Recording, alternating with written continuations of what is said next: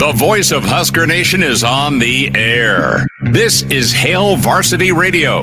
Insight, opinion, expertise, along with the biggest names talking Nebraska sports. Join in with the show at 402-489-1240 or 1-800-825-5865. Now, here are your hosts, Chris Schmidt and Elijah Herbel. Welcome to it. It's a Road Show Friday here. Hail Varsity on the road at Hurrdat Sports Bar and Grill in Gretna, just off Highway 370 and Lincoln Road. We invite you out. We tell you to get a spot here or La Vista, Nebraska, Wisconsin volleyball tonight. And if you're not making your way down to the Nebraska-UCLA, belly up to the bar. Get yourself one of the signature pizzas here at Hurrdat Sports Bar and Grill in Gretna. They got a pizza oven in the back. It is glorious. I got I'm not mad, I'm disappointed. I'm still getting that glare from one Elijah Herbel, as you might be watching the screen. Hail Varsity YouTube, can watch the show that way. Hail Varsity Radio Twitter, and you hear us on the Hail Varsity Radio Network. We were set up. We were outside, and was cold. Just let me have it. Let me just get it in the stream. Email chris@hailvarsity.com. Pile on. Elijah, a former lineman, ripped his sleeves off and said, dude, this is great weather. It is gorgeous out. They have fire pits. Listen, Elijah, we couldn't have turned the fire pits on and kept our equipment from melting. But you can order a whiskey, order a piece of pizza or a big old pie, get the barbecue chicken. That's my recommendation. And sit out there. They've got all sorts of fire pits for you. Am I right on that? I'm not mad. You're disappointed. See, no, the frustration from me here is not that, like, you know what? There's a lot of things. You got to ride up with me. You got to ride home. No, the wind. There's four total hours of time spent on a Friday. See, the weather's nice. The wind's a little bit chilly. I understand that. Is it going to be nicer from a climate point of view inside today? Absolutely. I can't contest that one. You're right on the money there. My problem is that it's November. And I'm not sure how much longer we're going to have days where we're like, man, it's lower 60s. That's a little bit chilly, but we can survive. Like, we don't have many 71 on Sunday. The time changes this weekend. I'm not sure if you've been paying attention to the news, but we fall back this weekend, meaning paying attention. Sooner rather than later, the sun's going to be down by the time our show is over. There'll still be a fire pit, and when it's mid-50s to I'm not sure if you know to lower 60s or even upper 40s to mid-50s. You can still go kick it out with the fire pit, get a whiskey, get a beer, get a pizza. You can. We can't because we need lighting for our show. That's true. This was realistically the last chance we had to sit outside. I didn't fight it. You wanted to come inside. I wasn't going to fight it, but I'm going to complain for 10 minutes. You can go sit outside. You can go sit outside. Justice Rhody is running the ship back at the studio, and we'll get our starting five shout-outs. We'll hit plenty today. We'll hit volleyball. We'll hit football. We'll hit football. We'll hit volleyball. Voice of Husker Volleyball, John Baylor. Old JB going to join the show here just shortly. He is in Madtown for the broadcast tonight. You'll hear that on our friends with AM 590, Omaha's ESPN. So we'll talk to John Baylor here in a moment. Squeeze JB in. Thanks to him for giving us a shout before his broadcast tonight. Nebraska, Wisconsin volleyball will be just incredible tonight. High level for sure. Two of your national championship favorites, along with Penn State right there. So we'll talk with JB in a moment. We'll check in with Brian Christopherson, the pride of Fairbury, Bill Doleman with us in hour two. And then we'll run down Clausborne for the Friday forecast. Numbers to get in today can join us here on the road in person, Hurrdat Sports Bar and Grill, Gretna, or can check us out, Hail Varsity YouTube, 489-1240, 489-1240 to get in. The other day, first in the stream, our starting five shout-outs. Justin is in. Mr. Snitley, Jeff Snitley, part of the Boulder Peace Treaty, in third. Donnie Trump, taking a break from the trail to check in on Hail Varsity. Anonymous comes in Rounding out the top five, Coach Brandon's here. Mike is here. Black Hills Brennan checks in. We are setting the line at 6. Not 6 wins tomorrow, but 6 screen passes. Where are you with the over or under? What does Sat call tomorrow? 6 screen passes. Do I go 6.5? Is that better? Or do we just make it a hard 6? 6 screens tomorrow against that UCLA front. I like 6. I can get down with 6. 6. We'll just keep it. We'll keep it even. We'll get John Baylor's take on screen passes, on blocks, on kills. We say hi to the voice of Husker Volleyball in Madtown. It's John Baylor with us here on Hail Varsity to get things kicked off. JB, thanks for taking some time ahead of the broadcast. How we doing, man?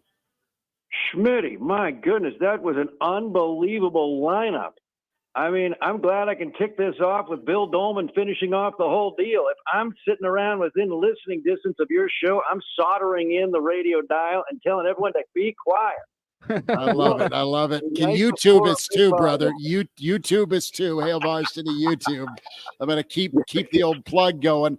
How you feeling tonight? What a matchup. Let's get to it. Yeah. This is one of the best teams in the country. Wisconsin is loaded. There'll be one rotation where Wisconsin goes 6'9", 6'7", 6'4" in the front row. The shortest front row blocker and attacker, Sarah Franklin, the reigning national player of the year, is 6'4". She's the smallest player in that rotation. I mean, this is a formidable block. In the last 6 sets, Wisconsin has 29 blocks. In the last 9 matches, they have 7 sweeps. They've only lost 2 sets, and they've out-hit their opponents basically by 338 to 115. You're going to win a ton of matches, basically nearly every match if you hit 300, and you're going to win a ton of matches if your opponent hits under 150. They're doing both right now. So they have caught fire. They've got 4 losses, but the first 3 matches of the year were against Louisville and Texas and Stanford. They had some injuries. The Badgers did. Also, they had a brand new freshman setter. Things are rolling all of a sudden. So the Huskers are catching them at a bad time. Also, one last thing, and that is the Badgers' den, the UW Fieldhouse. Huskers have lost 8 in a row here. So, I mean, this has been a bit of a house of horrors. But the night after Halloween, maybe the Huskers can turn things around. But this is the toughest opponent the Huskers have seen all year. John, you mentioned the home court advantage Wisconsin has. Nebraska has 2 national championships in this span, but no wins against the Badgers. How did Wisconsin get tagged early by Minnesota? What did Minnesota do? Well, it was 18-16 in the 5th. I mean, Minnesota's got a lot of talent. They've got an elite senior setter. They've got an elite right side hitter. So Minnesota's so strong. I mean, Minnesota's a Sweet 16 caliber team. I mean, they themselves have been to 3 Final Fours in the last 10 years. So, I mean, Minnesota's formidable. They're ranked number 15 in the country right now. We have not seen them yet. So that's not a bad loss. But again, that was the first match of the conference season. So it's basically the non-conference extended. Badgers are trying to get Yulia Orzel, their outside hitter, healthy. Sarah Franklin was coming off a broken ankle from early in the summer while she was practicing with the USA team. So, I mean, they were not 100%. And a freshman setter is a freshman setter. And, that was the 7th, 8th match of the 9th or 10th match of the year for Wisconsin. Well, now we're 2 months later, 10 weeks later, 9 more matches later, and they look really strong. Now, in that stretch, they've faced only 2 ranked opponents, Oregon and Wisconsin. It's a small sample size. They haven't been playing Penn State or Nebraska. So, I mean, both teams are going to learn a lot about each other tonight. Yeah, what do you think the game plan from Wisconsin is going to be tonight to beat this Cornhusker team? I mean, you go talking early season losses. I mean, you look at Nebraska, they had that early season loss to SMU where Nebraska really couldn't get anything going down in Dallas. Is there anything Wisconsin can pull from that? I know it's a different Huskers team now than the team that went down to Dallas just in terms of what you're seeing from this team. But do you think there's anything from that match that Wisconsin's going to be calling upon tonight trying to get the win? I do, but I haven't seen any team do it. And basically, hopefully they're not listening to this conversation. It's basically serving zone 1. I mean, SMU kept serving zone 1. Now that's the back right. So the back right zone. And if you serve that zone, you're typically not going to be serving Lexi Rodriguez. So you're serving somebody else. Secondly, even if it's a perfect pass, it's coming from behind the pass is coming from behind the setter. So Bergen's got fewer options. It's much more difficult to set near her when the pass is coming from behind her than if it's coming from back left.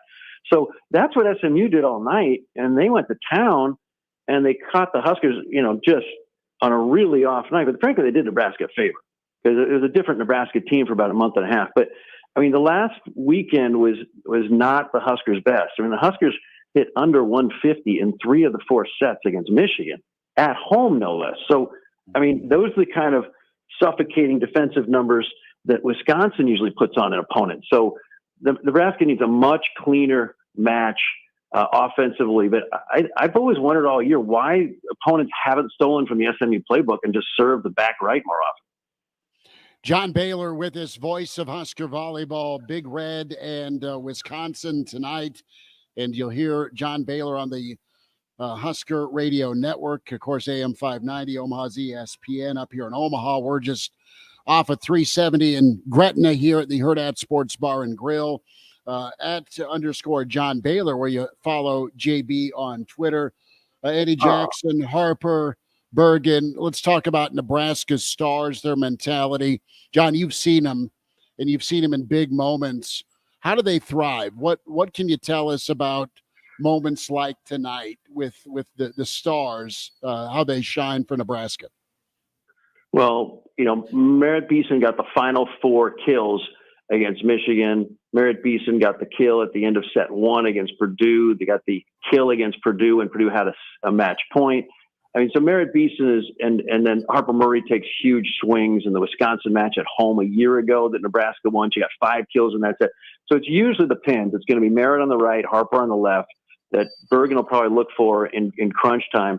But the Huskers are strong right up the middle. They got a great setter in Bergen, a sophomore. They got the best libero in the country, probably a future Olympian in Lexi Rodriguez. So they're strong.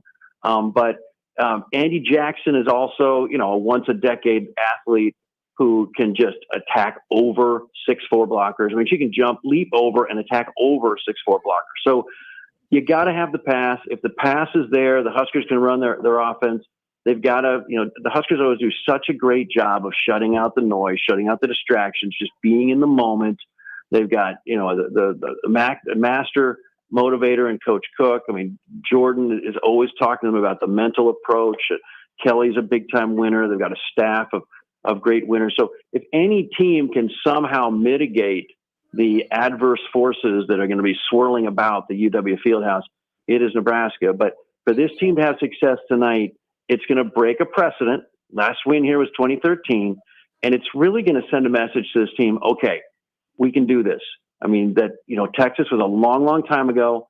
The loss last year here at the UW Fieldhouse that ended the 27-match win streak, those days are over. We're a different team. We not only can beat the mid-range and the other top-ranked teams, we can take down Wisconsin, and we can take down Texas if we see that.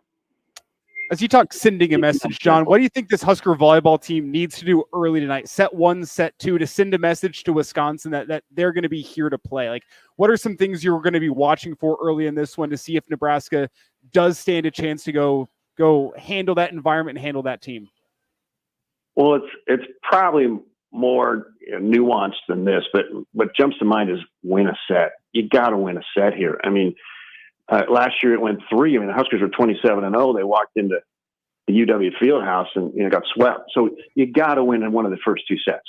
I mean, the Huskers have been playing from behind in this building a long time. And this is a young team, and Merritt's won here. She played for Florida and she won here, but that was actually cross town at the Kohl Center. But I mean, they know the history. I mean, Rebecca knows the history. If you watch the ESPN documentary, there's a videotape of her when the Huskers beat Wisconsin in Lincoln. And, she was very mindful of the history, growing up a Husker fan and now being a player. Like, this is, no one's told me this. I'm just thinking, I can't help but think this is subconsciously, in the air tonight. And so you got to win one of the first 2 sets, and you don't have to play from behind, and you got to quiet this crowd somehow, which is next to impossible. It's going to be packed. It's going to be more than 11,000 here tonight.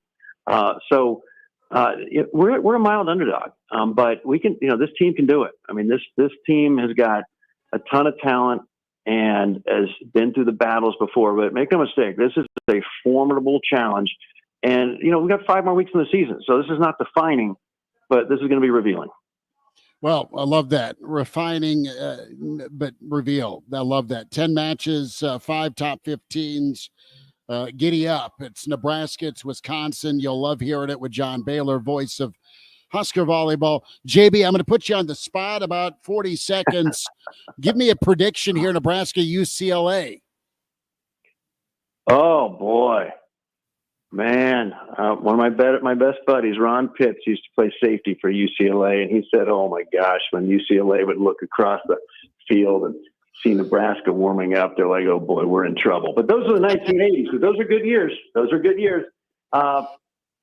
Honestly, I'm sure you've been saying this, but I haven't been listening enough, so I hope it's not repetition. In football tomorrow, this is as important a game as I can recall. And we say that all the time. But this one, it ends the 7-year drought. It beats a formidable opponent, a marquee opponent. It's at home. I mean, the fan base is so hungry. Just really rooting for the Huskers tomorrow. And with all that at stake, I really believe in this coaching staff. I think the Huskers win by a touchdown. And Lincoln, Nebraska goes crazy tomorrow night. It'll be good. JB, can't wait to hear you tonight. You're the best. Appreciate you giving us a few minutes, bud. Appreciate you, Schmidt. And, this is an advertisement for college sports. I mean, Nebraska and Wisconsin surrounding a net, a rematch of the 2021 National Championship. Doesn't get any better. I got goosebumps, and it's 3 hours before game time. It'll be fun. Enjoy it. Take care, JB. Thanks, guys. There's a lot of misinformation in this election, so I'm here to set the record straight. Chelsea Johnson is the only candidate endorsed by the Lincoln Police Union in the race for Lancaster County Commissioner. She's got common sense, and she's committed to public safety. That's why the Lincoln Police, Lincoln Firefighters, and Nebraska Fraternal Order of Police agree. Chelsea Johnson is the only candidate we trust to stand up for us and keep our community safe. I hope you'll join me in supporting Chelsea Johnson on November 5th. Paid for by Chelsea Johnson for Lancaster County. Some days you hit snooze, but not today. Today you have to go on a run to get burgers for the tailgate.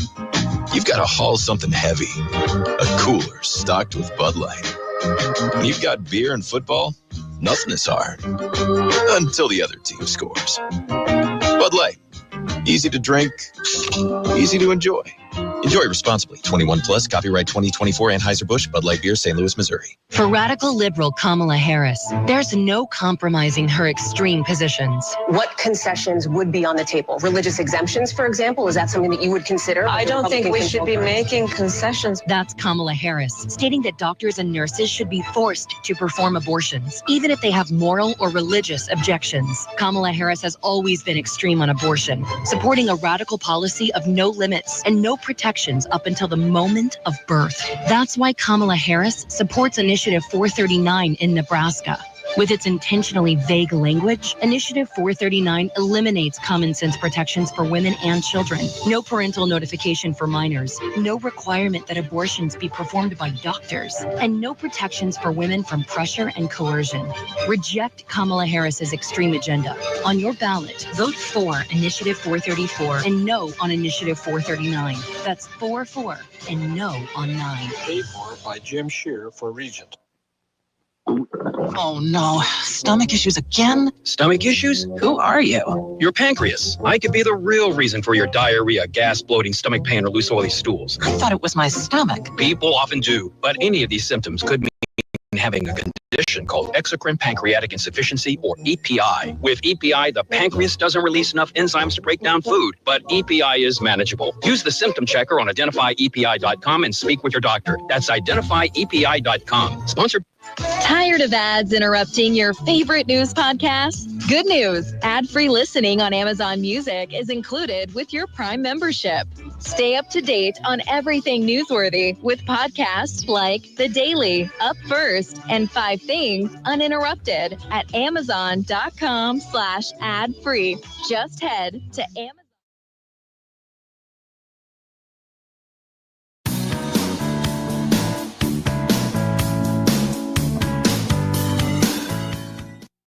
And now, back to Hail Varsity Radio. Back with your road show Friday here at Hurrdat Sports Bar and Grill in the Gretna location off Lincoln Road, Highway 370 They have the chicken bacon ranch signature pizza, the meatball, the barbecue chicken, the big pig, and of course the prosciutto bianco. It's incredible. Get the bang bang / boom boom sauce with fries or any other fried goodies. Highly recommended. We welcome in with Husker 24/7 Sports, Brian Christopherson.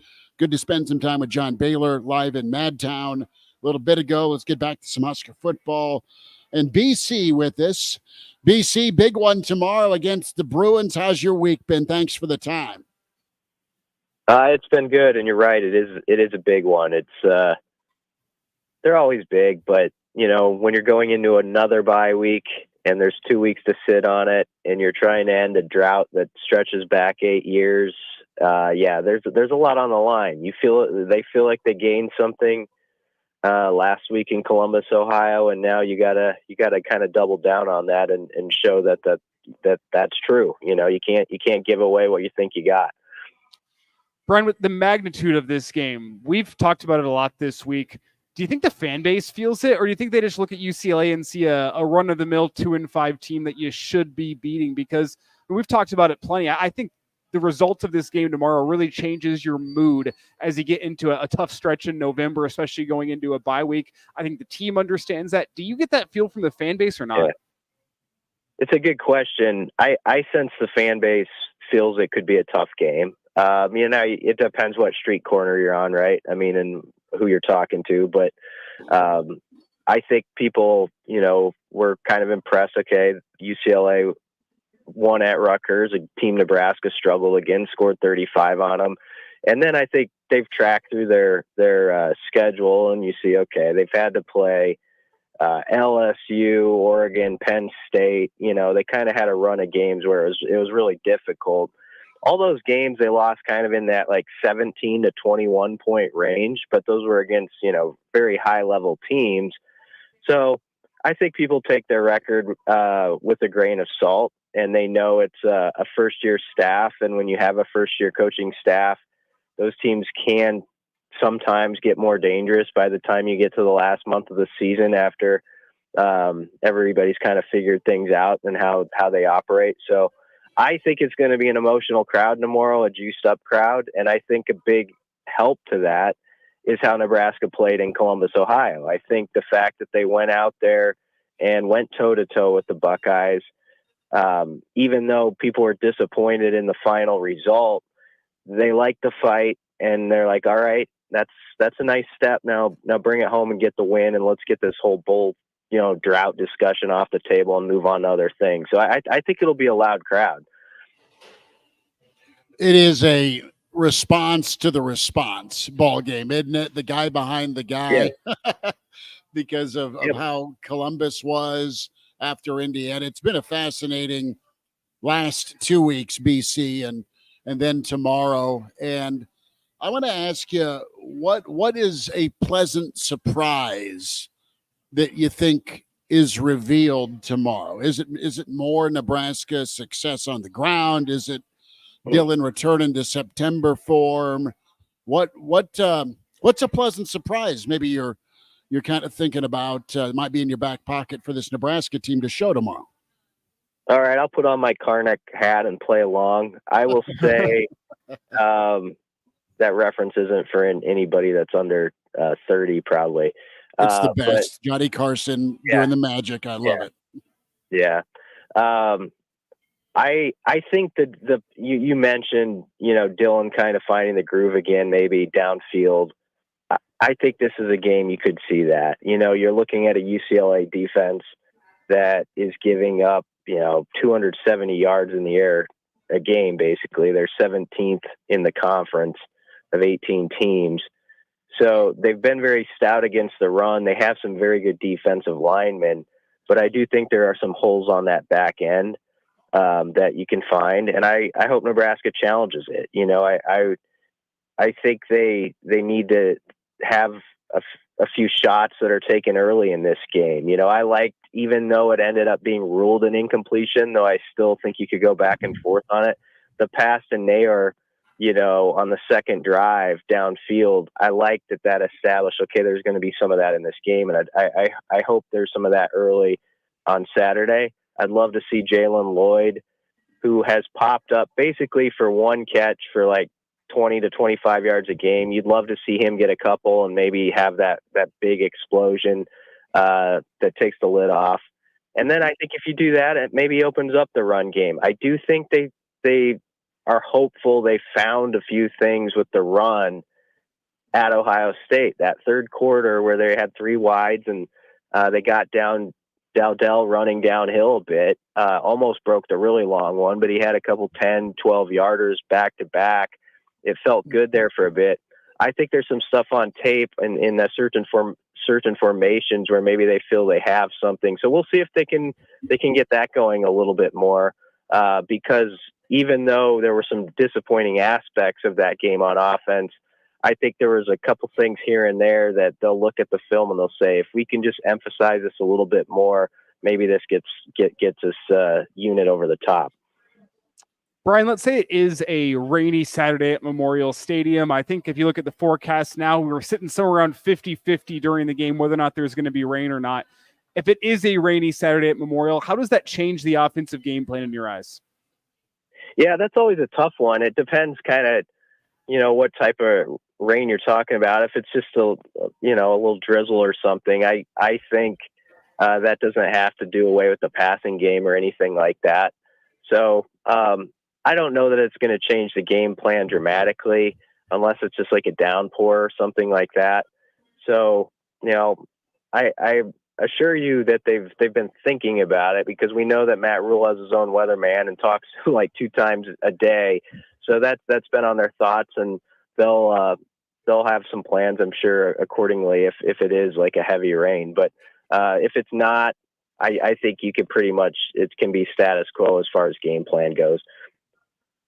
Brian Christopherson's joining us here, Hail Varsity Roadshow Friday here in Gretna, Hurrdat Sports Bar and Grill, Highway 370 off Lincoln Road. Here till 6. Can follow and find Brian on Twitter at Husker247BC. Him and Brunsey and Schaaf do an amazing job of Husker coverage. What's your read and feel with this team between the years, BC, about that dreaded get to 6 and then maybe the old levee breaks in a great way? You go beyond 6. I feel it's night and day from a year ago this time when they're trying to get 6 at Michigan State. Do you feel this team's in a better headspace? Yeah, I don't really think the 6-win thing is weighing on them at this moment. Like, they know it would be important to cross that off the list. And I do think it will be, if it happens, I think it could be a cathartic game for a lot of veterans like Ty Robinson and this fan base to do it in front of your home crowd. But I don't think it's one of those deals where, like, a Tuesday or Wednesday at lunch with the guys, you're talking about, man, we got to get that 6-win off our shoulders.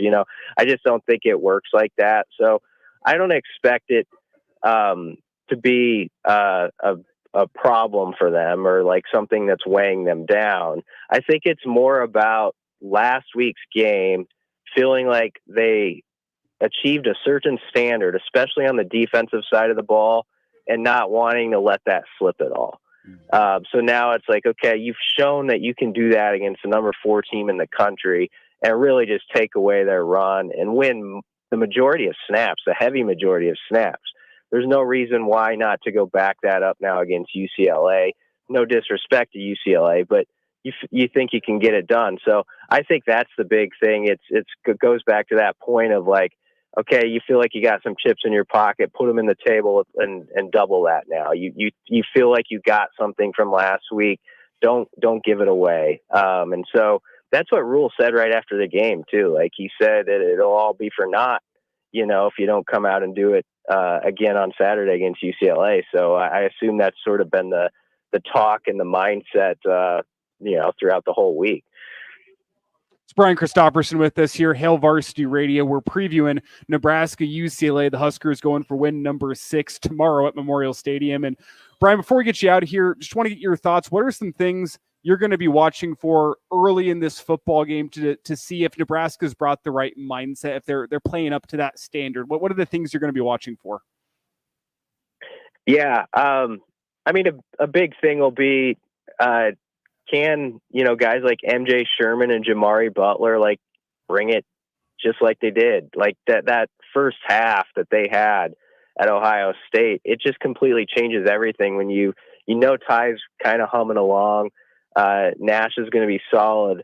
And then Jamari was just like a different type of Jamari than we've seen all year. And I think he's healthy now.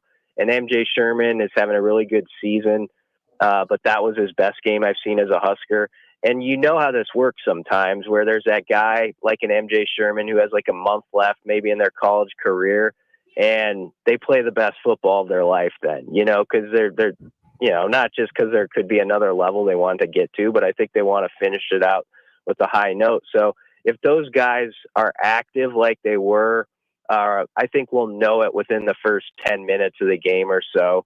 And then I think we're watching Jeremiah Charles. It sounds like it could be his assignment over there for Hartzog, and just how he steps into that. He's one of the most athletic kids on the roster. Everybody knows that. He's won a dunk contest in front of the fans. Now he needs to, shut some people down there. And then on the offensive side of the ball, I just want to see a rhythm in that passing game, and I'm hoping they can get Fedoni going some more and play off of the last 2 weeks there where he has 10 catches, and like I said, stretch the field a little bit and see if that opens up some things in the run game as well. BC over under on screen passes tomorrow. We've set the number at 6. I would say over. I think it's just part of who they are. I mean, I do. I think it is like they have to do it better. Like it's a staple they have. They're going to throw some bubble screens, and whether they need to get somebody else on the field for certain plays or not, that's a fair question.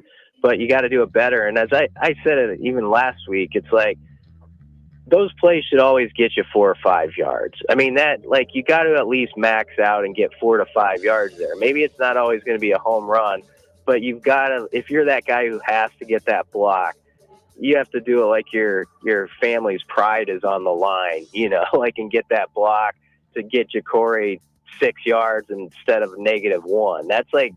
That's the difference between winning and losing in this league. I mean, you add up a couple of those plays, and by the end, that's why you lost by 3 instead of won by 3. So that hopefully, if they do go over 6, which I'll say over, they just do it at a higher level, and maybe they bust a big one to Emmett or something on a regular screen, and there's sort of like that sarcastic cheer or something. I don't know, but I think they rely on it, and they gotta do it better. There's certain things that are part of who they are, and they have to execute them at a higher level.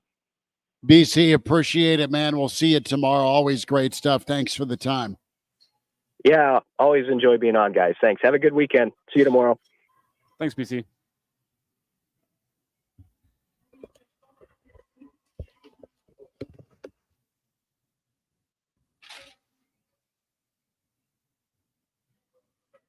Exciting future. That's sandhills.jobs. Don't wait. Apply now. Are you frustrated because you've been exercising and eating healthy, but you still can't lose weight? Hi, this is Dr. K with Lincoln Weight Loss, and we know the secret to losing weight and getting healthy the natural way, without drugs or injections. At Lincoln Weight Loss, many clients lose 20 to 30 pounds in a month or two without prepackaged meals, no exercising, no hormones, no injections, drugs, or surgery. Hey, it's Schmidt here. I've been talking about the secret weight loss solution I found in Lincoln Weight Loss. Now that summer's kicking off, I'm enjoying tons of outdoor activities as a new lighter self. To learn about this great program, go to LincolnWeightLoss.com to schedule your free consultation. Their staff will walk you through their entire program, talk to you about your health goals, and see if it's a good fit for you. Call 402-520-8170. That's 402-520-8170,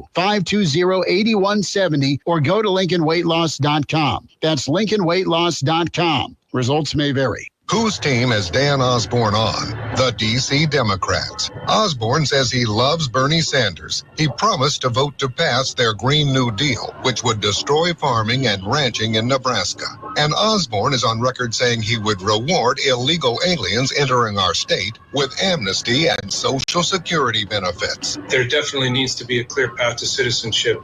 Just give him a damn Social Security card. The Green New Deal would cost us our jobs. Illegal immigration costs us our security. If Dan Osborne wins, we lose. But Deb Fischer and President Trump are on our team. Deb will work with President Trump to secure our border. And she'll fight the left's big government agenda, threatening our jobs and freedoms. Trump's choice and Nebraska's vote.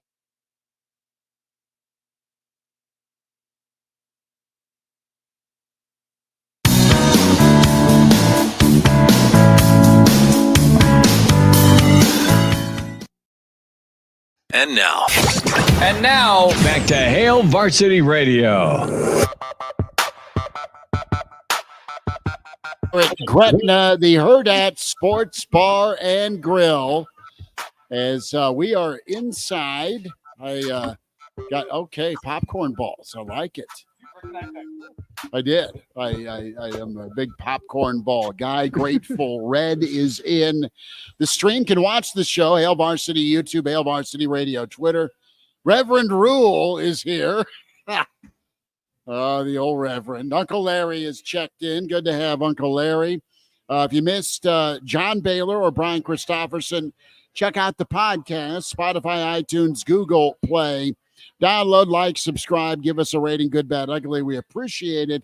And always check the show out on Hail Varsity YouTube. Like and subscribe. Bill Doleman in about 20 minutes. Clausborne is in with the Friday forecast. Chris Schmidt, Elijah Herbel on the road here. Gretna, our home football Friday spots. Great Red Shark is in.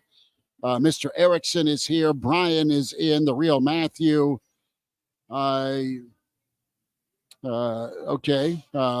We've got apparently a non-Trump fan in the stream. That's all right. A what? I said a non-Trump fan in. Colin is here. We welcome all. I can't read. It says one says Trump for president, one says Trump for prison. So there's I wasn't misreading. A couple of different takes. Anonymous is here.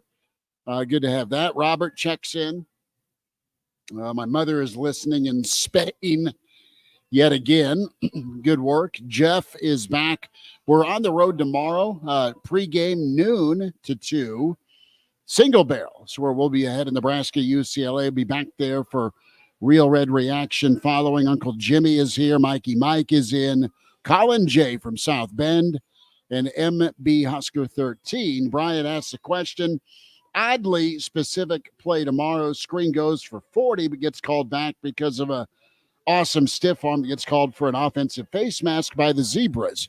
I anticipate a well-officiated game. You might be the only person. After last week, they got hammered, and they deserved to get hammered. The officials did. Yeah. To the point where they had to put out a statement. Yeah. Never happens. And it's been an ongoing cluster bleep against Nebraska. That's what I'm saying is it's been ongoing. So what reason do we have for it to be better tomorrow? Because they were so bad last week, they had to put out a statement. Well, do you think they're being intentionally bad, or do you think it's just incompetence? I think it's incompetence. So yeah, if it's incompetence, then why would it be better tomorrow? That's kind of my question. Because the crew probably got on a Zoom call with Commish Petiti and the head of officials and got screamed at. All officials, or just that crew? Because I think it was so bad last week that all the crews had to do the dreaded conference call, Zoom call.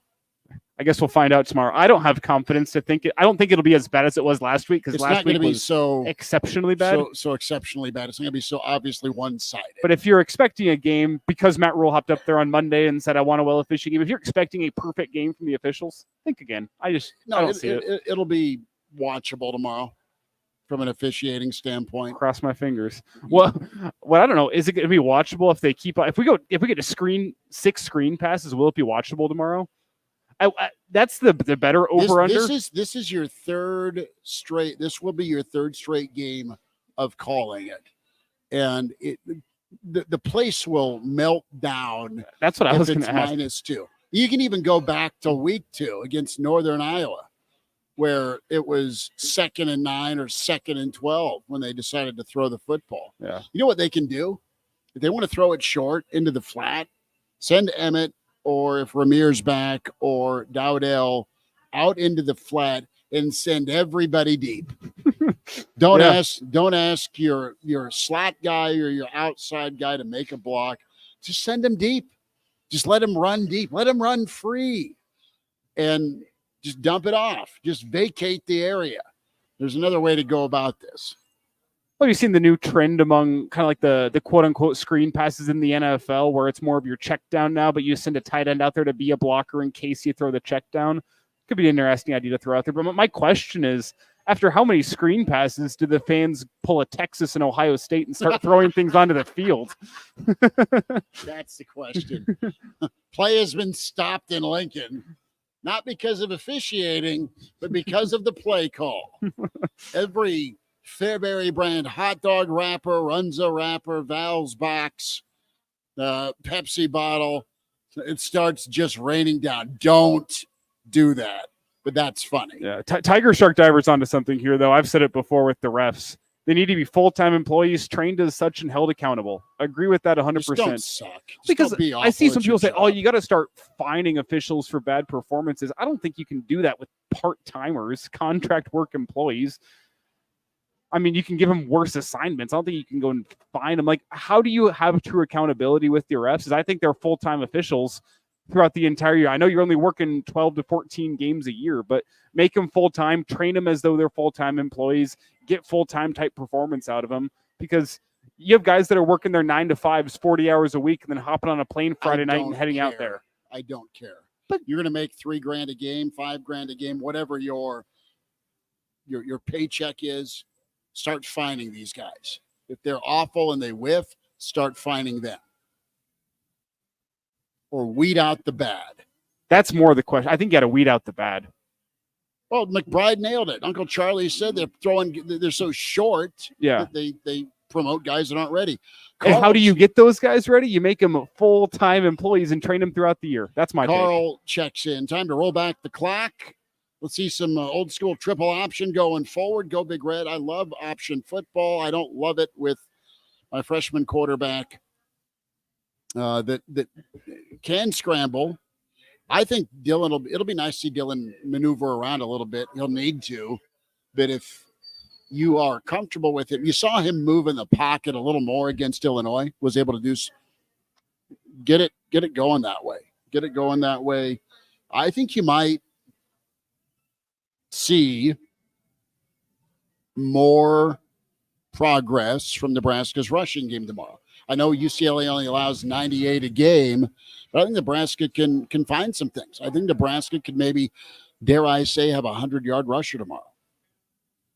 Maybe I need to be drug tested on this Friday between the official takes and a 100-yard rusher, but I think they may have found some stuff. I think what really is going to determine Nebraska's rushing attack tomorrow is how well they're able to give a threat of a deep passing attack.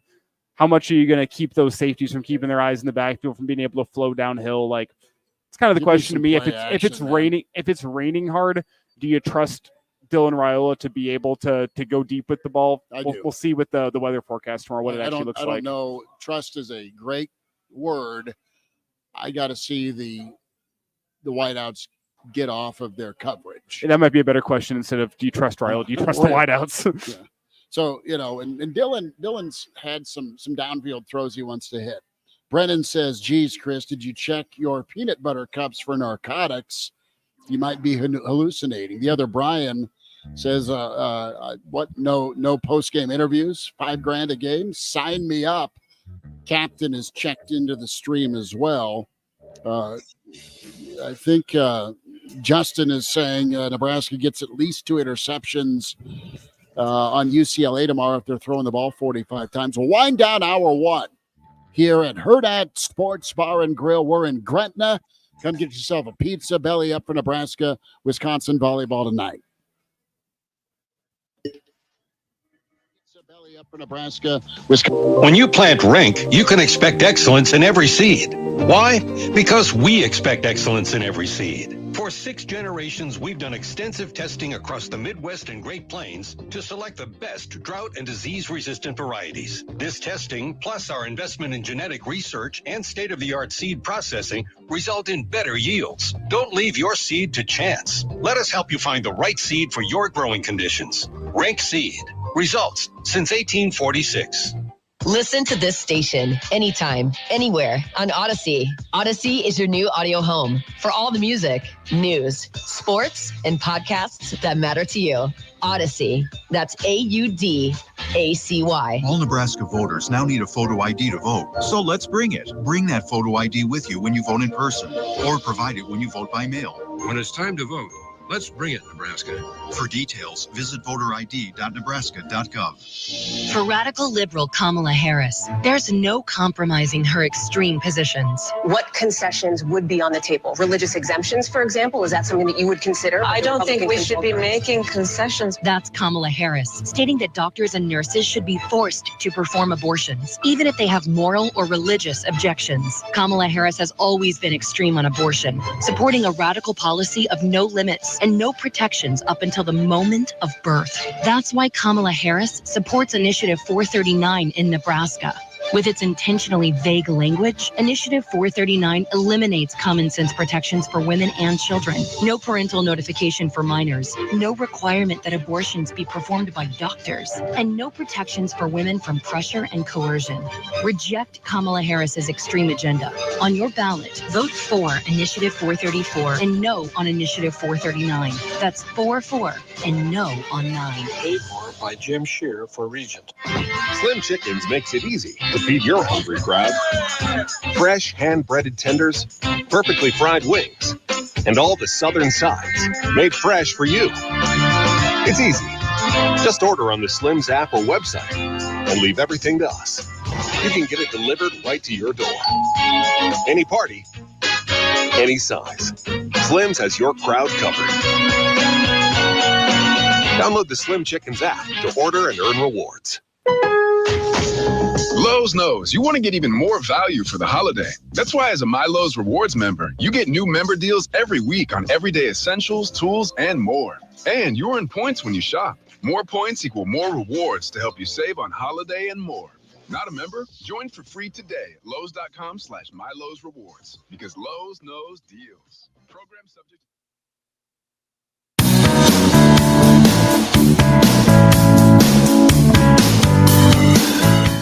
And now, back to Hail Varsity Radio.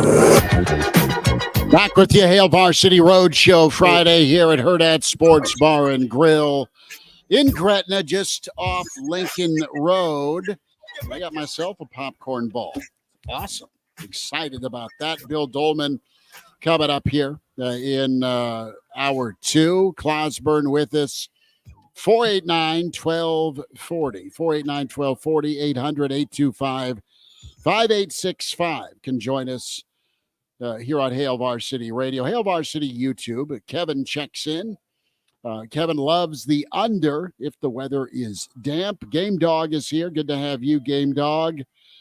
And Mike also checks in.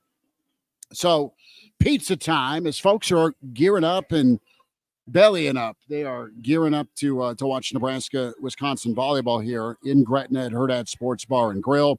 Swing on by, too, before your high school football playoff action tonight. I think the pizza du jour, and there's so many choices here. The house red sauce, the provolone, the mozzarella blend, the 3 angry piggies, the 3 angry pigs. It's barbecue sauce, it's ham, it's bacon, it's pulled pork, it's Italian sausage. Oh, yeah. It's red onion, it's green pepper, hot cherry peppers, and for good measure, I would add a little black olive. Pineapple. You want pineapple on it, too? Yes. All right. I'm not going to sneeze at you. And someday we'll get you and I are just going to get a straw, a glass, and some Bang Bang sauce.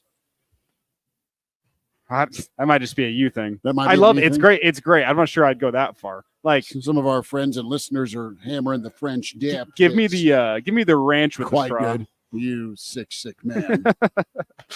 So get the loaded tater tots and say, give me the bang bang or the boom boom sauce. It's great. The nachos are to die for. The onion rings, yes. The fried green beans. And if you're watching your figure, just get the wedge salad. Always go with the wedge. So you got a nice wedge salad last week. I did. I hammered that at, where were we?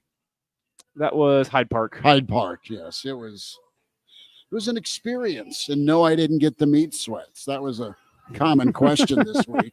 Brennan, did you get the meat sweats? See Brennan in the stream here? What did he say? I'd rather take a close whiff of a skunk than eat black olives. More black olives for me, Black Hills Brennan. John Baylor said it perfectly. Not only tonight for volleyball, but tomorrow for Nebraska football. Tonight's going to be revealing for volleyball. Tomorrow will be defining. Defining part 2.0, I think is the best way to put it. And I'm excited to see Jamal Charles, what he can do at quarter. You're going to use Buford back at safety with Malcolm dinged up with that hamstring, and who knows what the hell's up with Tommy Hill. So away you go. And Nebraska, while there may be rain in the forecast, that drought will literally and maybe figuratively finally come to an end with the bolus streak. And we'll get Bill's take on things shortly here. Bill Doleman joining us. Can send emails. If you want to ask something of the Pride of Fairbury, get in the stream. Can do so. Hail Varsity YouTube, like and subscribe. If you want to jump in the email, I'll check that here as well. Ask Bill, the Pride of Fairbury, Chris at hailvarsity.com. Hour 2 coming up. Hurrdat Sports Bar and Grill here in Gretna. Come say hi.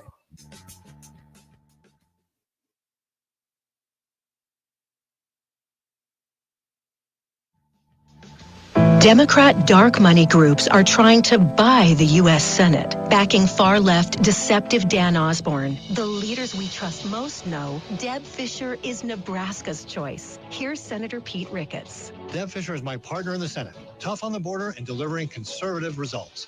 Re-electing Deb will mean Republican control so we can get America back on track. I fully endorse Deb Fischer. Former Governor Dave Heineman.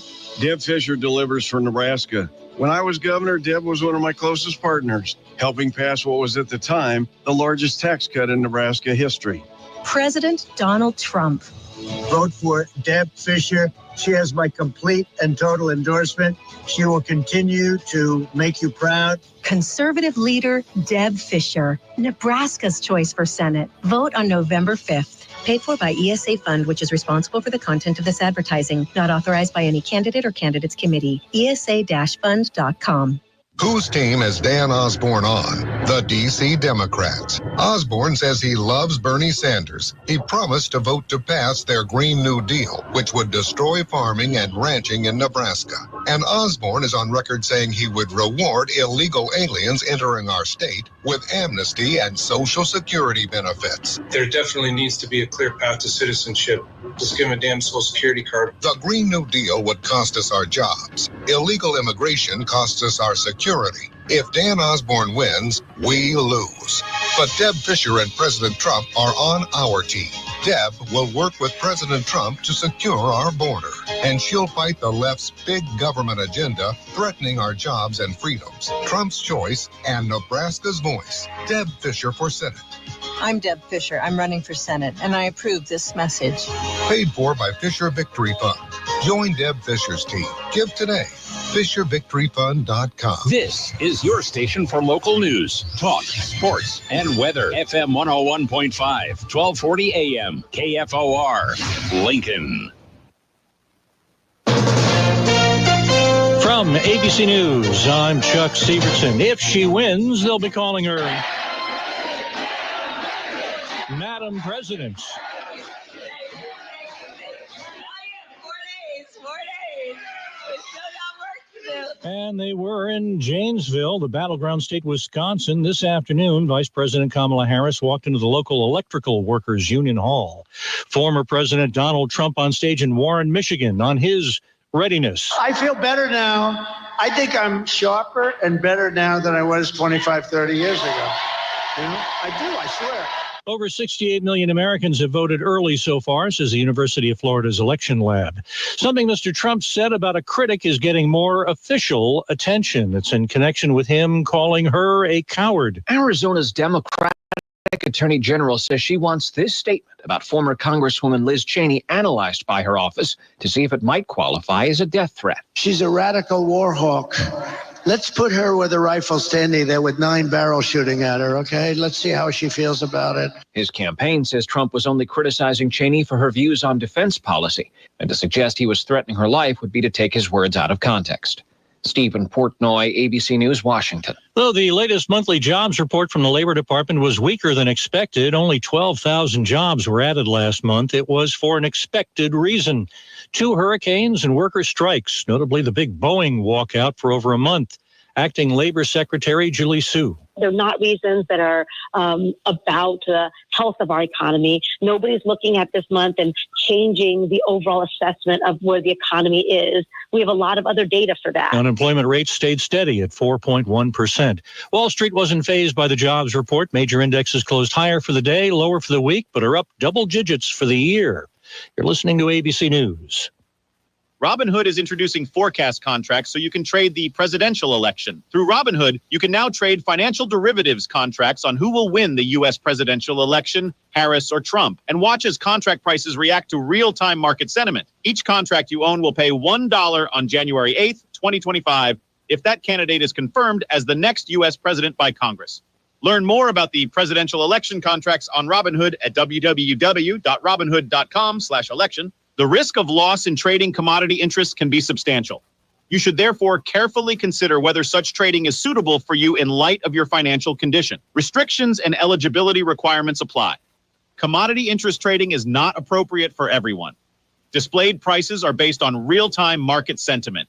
This event contract is offered by Robinhood Derivatives, a registered futures commission merchant and swap firm. Exchange and regulatory fees apply. Learn more at www.robinhood.com/election. Protection order violation leads to disturbance and arrest. Hello, I'm Will Wilson. It's 61 degrees at KFOR.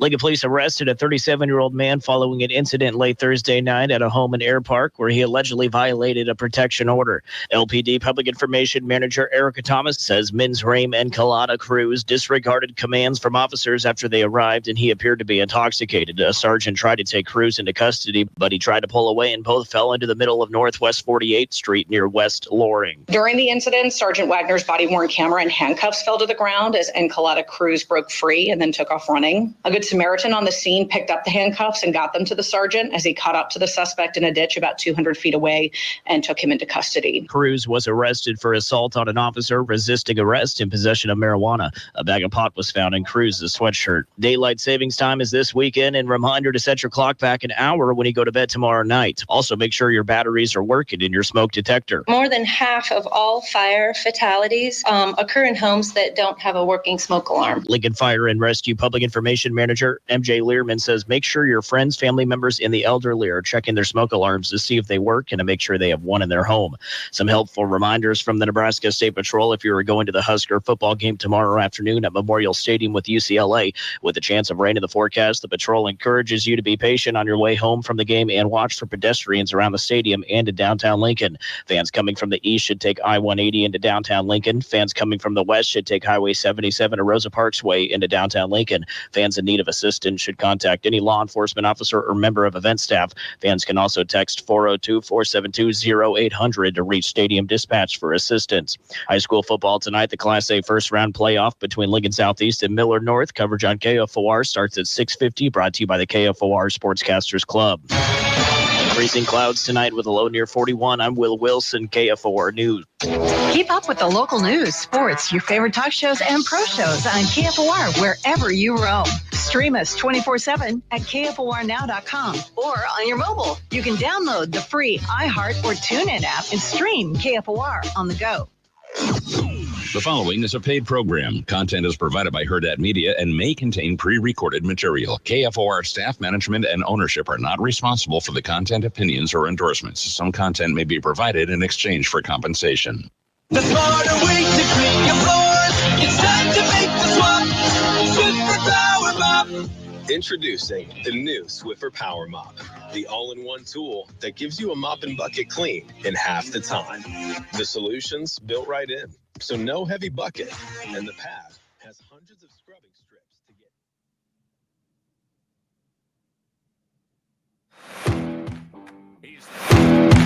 get. He's the pride of Fairbury, an average Joe. Bill Doleman, the professor. I had a 6 ACT in 1967. One time I got an A and my grandma beat me for cheating. Now with Hail Varsity Radio. Back with you.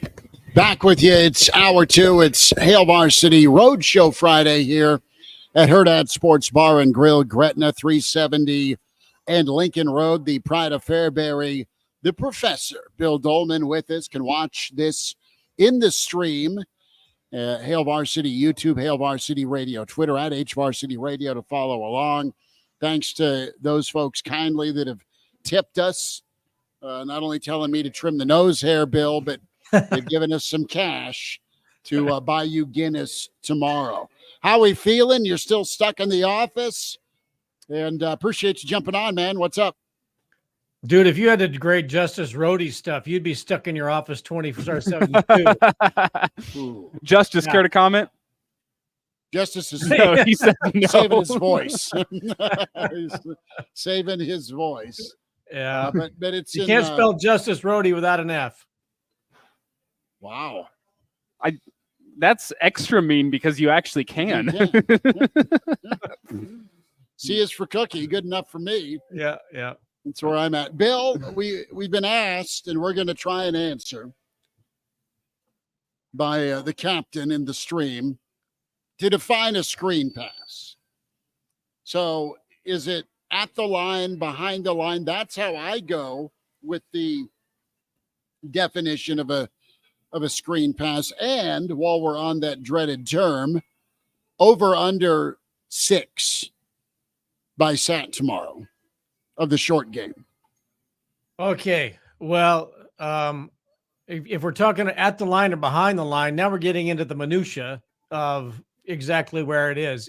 It's not beyond the line. I think we can all agree with that. And it's also, if you were to define it by pictures, you would put this and then Nebraska with a not that, right? So I think we all know what a screen game is. I don't think the question is, and Elijah brought this up on the Average Joe Sports Show the other day, is are those screens being called or are those being checked into?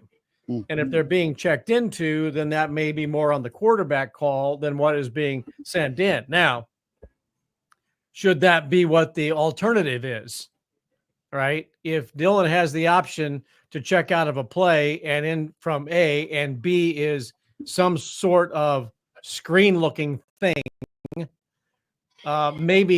maybe that should not be in the playbook, especially because it really hasn't worked, whether it's been called or checked into. Nebraska just doesn't, operate it very well. It's almost as though if you were to take this offense and say we're going to check into an option play, that's not going to work very well either, right? So don't run plays that you're not suited to play. And look, last week, Ramir Johnson is, we all have known this for 2 years. He's your best screen back, and he wasn't playing. So you're trying to run a play with Dante Dowdell when he's not even an outside perimeter runner, let alone an outside perimeter pass catcher. So I think it all comes into a personnel thing. And again, if it's Dylan needing to check into something, then he's got to know who's on the field with me. And Dante Dowdell would be, Gabe Irvin would be another one. You're not going to run a screen pass or set something up in the short game behind the line with Gabe Irvin, not with Ramir Johnson's your guy. Maybe Emmett, but I don't recall too many plays where Emmett Johnson has been called upon to catch a pass out of the backfield. So, 2 of the final 3 on that final drive. Okay, well, I had my eyes closed. But anyway, you see what I'm saying? Yeah. If you are once somebody goes out of the backfield, it's like, oh, geez. Right. So I think that there has to be some type of an alternative play for Dylan to check into, right? Even if that's everybody go long, I'm just going to throw it really far, because I think we have a better chance of at least an incomplete pass than throwing a screen pass and getting back to the line of scrimmage. Send him, instead of asking him to block, just send him deep. Right. I mean, then it really wouldn't be a screen pass. That would be where because I think the misunderstanding in the screen is one wide receiver blocking for another wide receiver. Is that a screen pass? Yeah, it's a bubble. It's a short. Okay, so it's you have the one blocker. That's where I go. Maybe it's not a screen pass if it's just one blocker, because as Justice so nicely put it in our comment section here, the dictionary definition, it's a play in football consisting of a short pass to a receiver or a running back who is protected by a screen of blockers. That's the dictionary definition of a screen pass. A screen of blockers now need to look is up plural. what protection definition. Right, but look, it's just not. It is not executed well any more than. Go back to what I said. Any more than Dylan checking into, hey, let's run a reverse pivot option down the line to the short side. That's not going to work very well either. They would be able to run that better than the screenplay. I think. So let's come up with something else. If we got to check, this one's not going to work. This one's not going to work. Okay, you three receivers, just go long. If you're fast, Jalen, you're fast. Go as far as you can, like Trey Palmer, and let's just see if somebody runs under it. And hopefully one of the defensive backs is taunting the crowd, not paying attention, and it gets tapped up and you make the catch. Sorry, Bears fans. It's Bill Doleman with this Hail Varsity Road Show. We're here at Hurrdat Sports Bar and Grill in Gretna. And Tiger Shark asked the question we put up, what's your honest assessment, Bill Doleman, moving forward here of the offensive run game and play calling? Next question. Well, I think they're I think they're trying to run it pass, no pass. And I don't mean that, putting the ball in the air. It's pass fail. They're not trying to get an A. They're not trying to get a B. They're just trying to get a C and a degree. The run game has not been what I think Nebraska should be able to do, wants to do. Look, I think Dante Dowdell, we've seen him be a pretty physical runner, but there's just not the elusiveness, the side to side, the vision. It's the patience isn't there. What's that? The patience isn't there. Patience That's isn't the biggest there. thing to me. Yeah, and it's just very predictable. I think Emmett Johnson, I've been a big Emmett Johnson fan now for 2 years, and I think he's your best looking running back, is kind of elusive, a little shifty, a little hip movement, and might break a tackle or two and get you the 8 to 15 that I've been begging for forever. Dowdell's your most physical runner, but when you're running into into an area where there is no hole, you're just going to jam in there and gain a yard or two. And that's what we've seen. I would love to see Gabe Urban get, opportunities in those short yardage situations. He should have been in there when, Nebraska's got the ball inside the 7-yard line. And if you're going to, run 3 dive plays off the right guard, one of them, I would have loved to have seen him with a chance at it, but he's just for whatever reason, we don't see Gabe anymore. But I think, Nebraska's offense in the run game has been, probably a C. I mean, it's average, and that's unfortunate. It needs to be better. Bill, what's a healthy point total for the Husker offense tomorrow? Brandon Vogel did the story last week about just how elite Nebraska's defense needs to be under Matt Rule for Nebraska to go and, in fact, get a win. Essentially holding any opponent under 17 points is the recipe for the defense.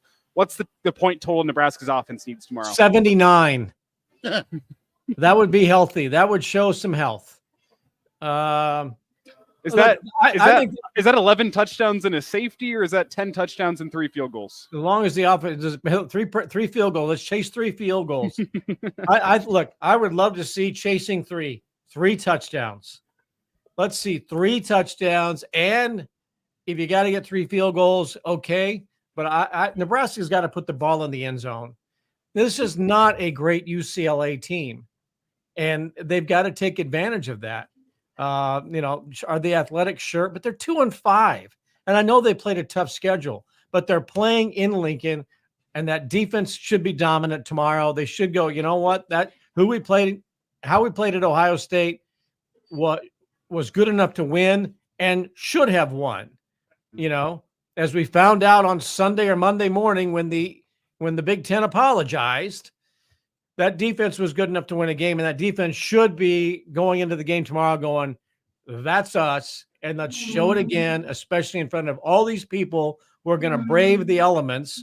It's supposed to be raining and miserable tomorrow.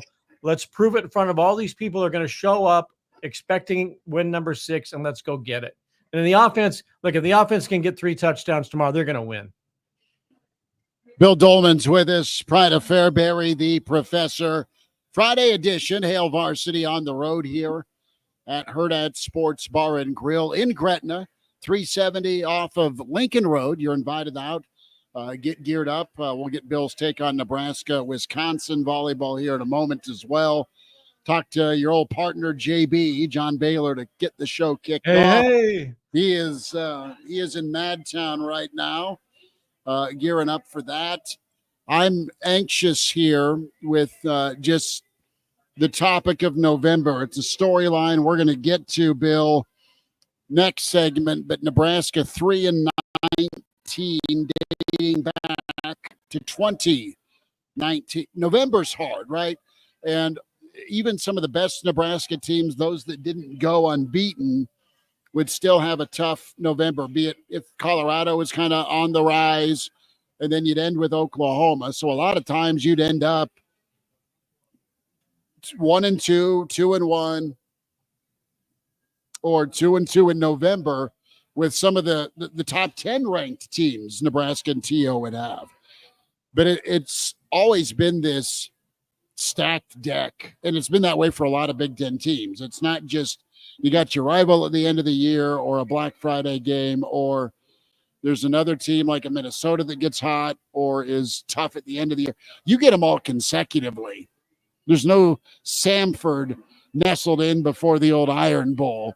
The Big Ten has loved to take a tire iron to some of their better teams in the month of November. I have no answer for you. Now you're 18 deep, and it's a must-see ball game every week, whether it's 3 time zones later or not. So you just got to kind of man up is my take, but it's been a problem for Nebraska in the Big Ten. Look, they want to create the NFL in college football. The Jets beat the Texans last night. That shouldn't have happened, Never. But you're going to have more parity. They're going to pare down the rosters to 105. It should be 120. They should make me the commissioner. Pretty good chance that's not going to happen. But I will send in my resume and I'll make it all better. But because I saw this coming 20 years ago.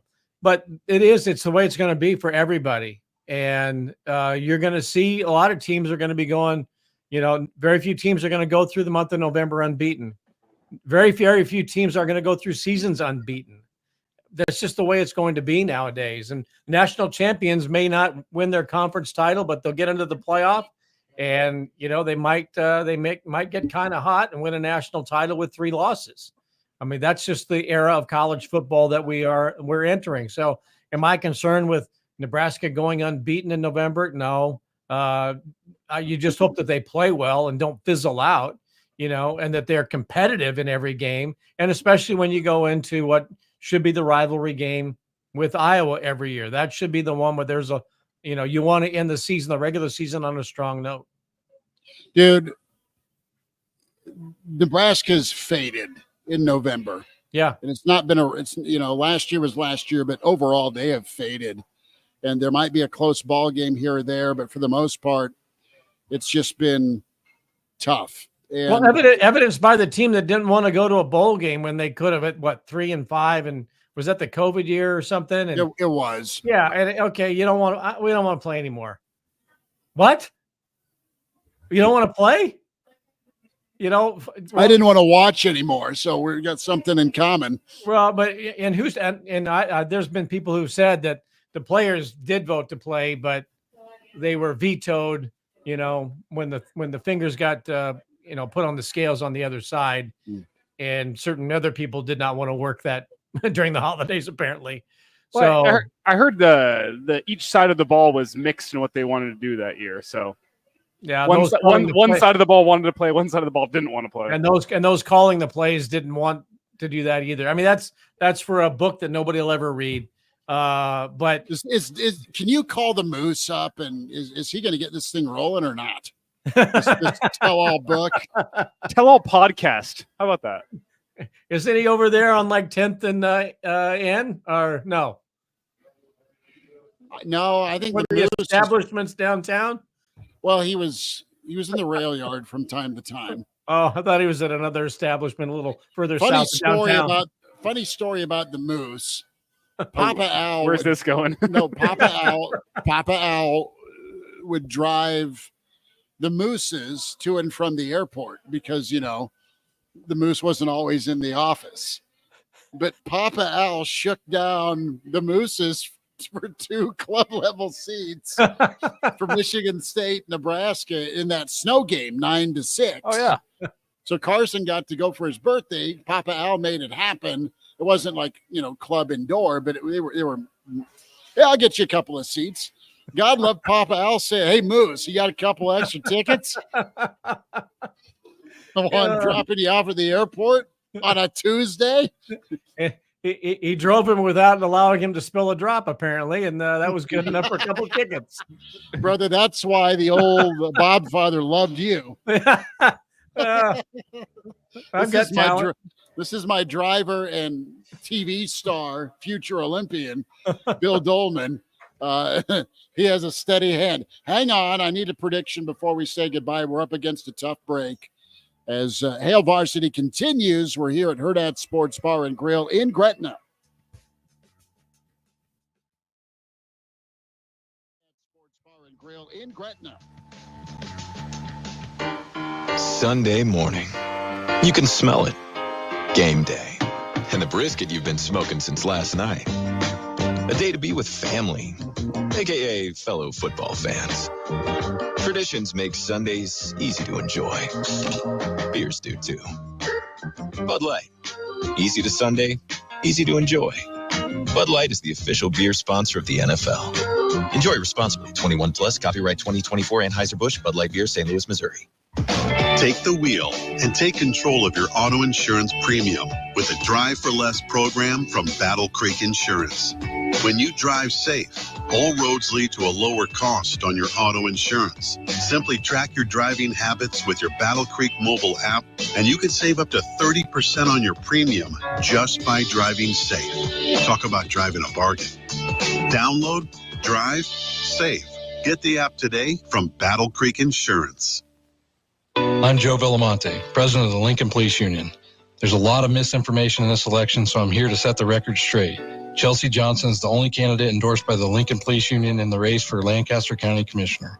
She's got common sense, and she's committed to public safety. That's why the Lincoln Police, Lincoln Firefighters, and Nebraska Fraternal Order of Police agree. Chelsea Johnson is the only candidate we trust to stand up for us and keep our community safe. I hope you'll join me in supporting Chelsea Johnson on November 5th. Paid for by Chelsea Johnson for Lancaster County. Good afternoon from the 1011 newsroom. I'm Cole Miller. Coming up, the teen who randomly stabbed someone in Waverly back in 2022 takes a plea deal, charged as an adult. The latest from the courts. Plus, we're diving into that initiative dealing with school choice with just 4 days to go until the election. And you may have seen them at Memorial Stadium, a UNL student coming up with a fun way to represent the Cornhuskers. These stories and a whole lot more tonight. Whose team is Dan Osborne on? The D.C. Democrats. Osborne says he loves Bernie Sanders. He promised to vote to pass their Green New Deal, which would destroy farming and ranching in Nebraska. And Osborne is on record saying he would reward illegal aliens entering our state with amnesty and Social Security benefits. There definitely needs to be a clear path to citizenship. Just give them a damn Social Security card. The Green New Deal would cost us our jobs. Illegal immigration costs us our security. If Dan Osborne wins, we lose. But Deb Fischer and President Trump are on our team. Deb will work with President Trump to secure our border, and she'll fight the left's big government agenda, threatening our jobs and freedoms. Trump's choice and Nebraska's voice.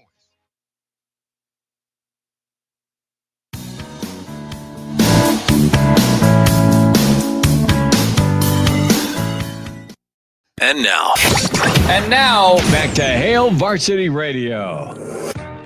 Got to shout out Roger and Belinda. They sent us a beer. I love them. They're off to hang out and enjoy some time here in Nebraska, Wisconsin, coming up here at Hurrdat Sports Bar and Grill in Gretna. Also, the La Vista location for big-time volleyball. Cliff, our Husker fan in Florida, cancer-free 14 months. Shout out Cliff. But Cliff also, Bill, I want to get your take here on Ozzy's Bar in Fairbury. Do you remember Ozzy's Tavern in Fairbury? Does that ring a bell? I don't know if it rang my bell back in the day. I might have been before I was able to frequent the establishments. So of course, there was Griffey's and still Tooley's and the Brunswick. Every small town in Nebraska has a Brunswick.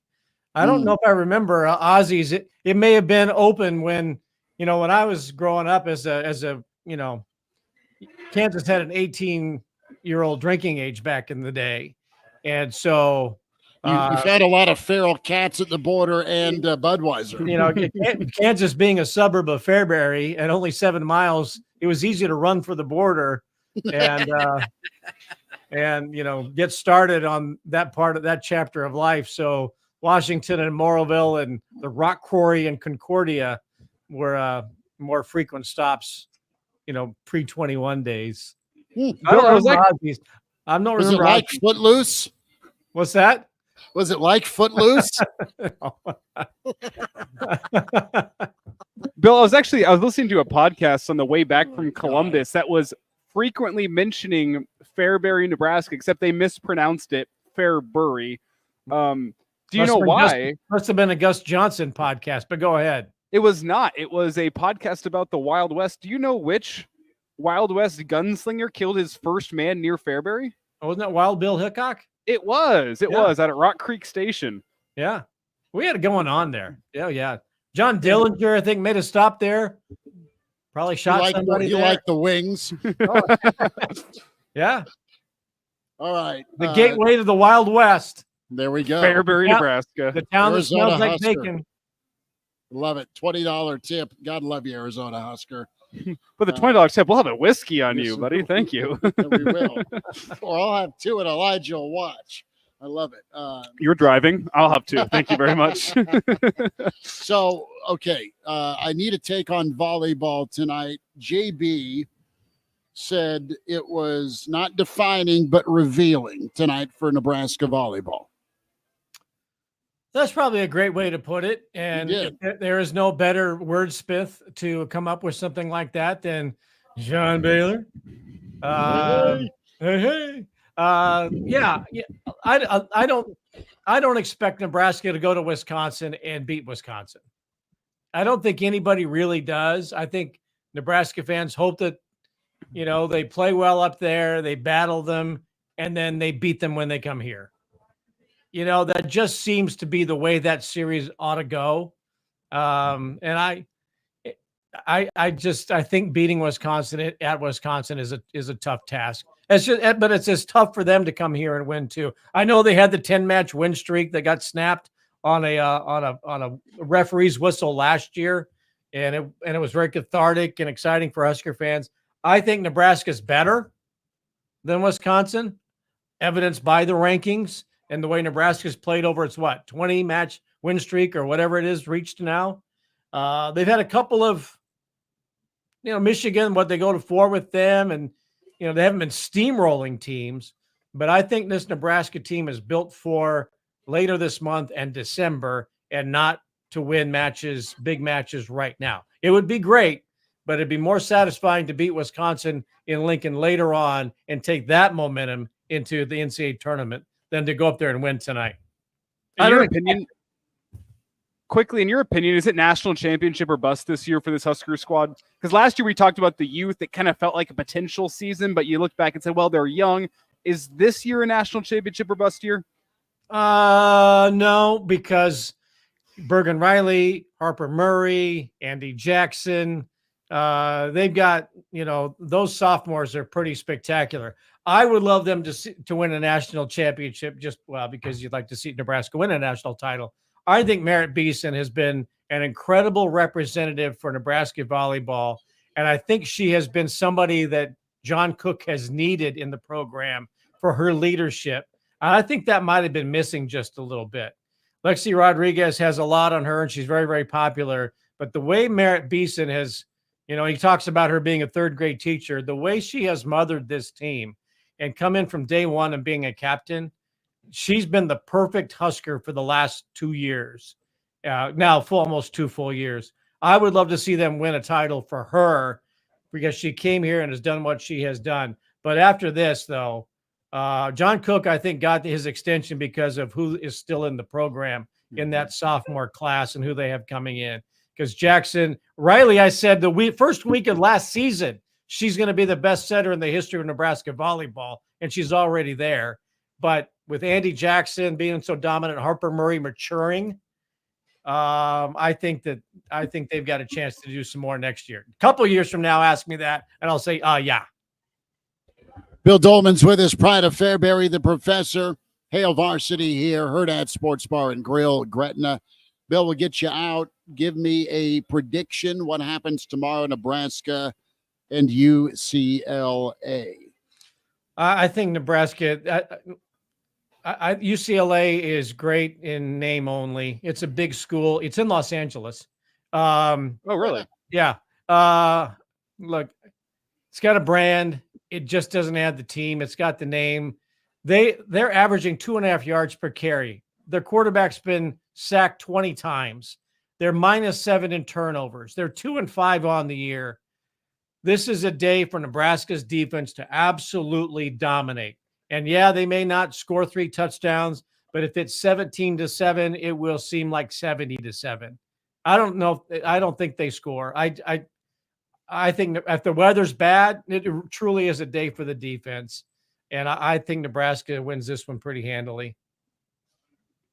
How are you celebrating Nebraska's bowl eligibility if that is the case? Well, it looked like Beirut in the 70s, firework-wise. Like that meme you sent out from that, what was it, a soccer game? Yeah, it was some sort of soccer game in the South America continent. And, I mean, it was full-on Southern fireworks stand. Artillery shell tipped over and the whole place went up. I mean, you could blow your hand off a la Dodgers fans in LA this week. You see that guy that blew his hand off trying to light up a firework in LA? No, it was the Yanks gruesome. might sign him to play center field.